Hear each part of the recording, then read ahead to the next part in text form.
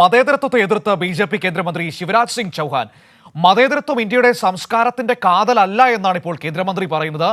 ഇന്ത്യക്ക് സോഷ്യലിസത്തിന്റെ ആവശ്യമില്ലെന്നും കേന്ദ്രമന്ത്രി പറഞ്ഞു വെക്കുകയാണ്. ഇന്നലെയാണ് ഭരണഘടനയിലെ മതേതരത്വം സോഷ്യലിസം എന്ന ഭാഗങ്ങൾ നീക്കണമെന്ന് പറഞ്ഞുകൊണ്ട് ദത്താത്രേയ ഹൊസബലെ RSSന്റെ ജനറൽ സെക്രട്ടറി രംഗത്ത് വന്നത്. ഇപ്പോഴിതാ കേന്ദ്രമന്ത്രി തന്നെ അത്തരത്തിലുള്ള മതേതരത്വം സോഷ്യലിസം ഈ പറയുന്ന മൂല്യങ്ങൾക്കെതിരെ രംഗത്ത് വരുന്നത് കാണുന്നു. സ്വാതി, ഈ മതേതരത്വവും സോഷ്യലിസവും ഒക്കെ ആ പദങ്ങൾ പോലും RSSനെയും BJPയെയും വല്ലാതെ ആശങ്കപ്പെടുത്തുന്നു, അസ്വസ്ഥപ്പെടുത്തുന്നു എന്നതിന്റെ മറ്റൊരു ഉദാഹരണം കൂടി ഇപ്പോൾ കേന്ദ്രമന്ത്രി ശിവരാജ് സിംഗ് ചൗഹാൻ എന്താണ് മതേതരത്വത്തിനെതിരെയും സോഷ്യലിസത്തിനെതിരെയും ഇപ്പോൾ കേന്ദ്രമന്ത്രി പറഞ്ഞിരിക്കുന്നത്?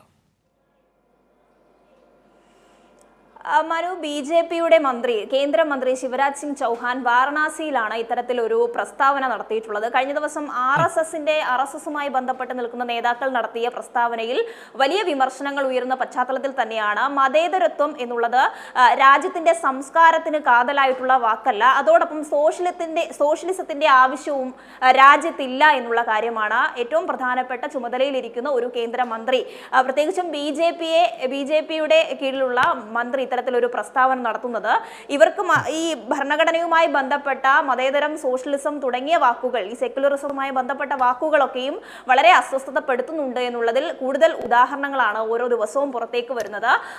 ശരി, അതിന്റെ ഭാഗമാണ് ഇപ്പോൾ കേന്ദ്രമന്ത്രിയായ ശിവരാജ് സിംഗ് ചൗഹാൻ, മുൻ മധ്യപ്രദേശ് മുഖ്യമന്ത്രിയൊക്കെയായിരുന്നു, BJPയുടെ ഏറ്റവും പ്രധാനപ്പെട്ട വ്യക്തി കൂടിയാണ്, നേതാവ് കൂടിയാണ്. അപ്പോൾ അദ്ദേഹമാണ് ഈ മതേതരത്വം, സോഷ്യലിസം തുടങ്ങിയ മൂല്യങ്ങൾക്കെതിരെ രംഗത്ത് വന്നിരിക്കുന്നത്. അത് ഇന്ത്യയുടെ സംസ്കാരത്തിന്റെ കാതലല്ല എന്നാണ് അദ്ദേഹം പറഞ്ഞു വെക്കുന്നത്. വല്ലാതെ അസ്വസ്ഥപ്പെടുത്തുന്ന സംഘപരിവാറിനെ, BJP നേതാക്കളെ മതേതരത്വവും സോഷ്യലിസവും എന്നൊക്കെ പറയുന്ന മൂല്യങ്ങൾ, എന്തിന് ആ പദങ്ങൾ പോലും അവരെ ഭയപ്പെടുത്തുകയാണ്. അതുകൊണ്ടാണ് അതിനെതിരെ ഇത്തരത്തിൽ ഓരോ ദിവസവും ഇങ്ങനെ പറഞ്ഞുകൊണ്ടിരിക്കുന്നത്.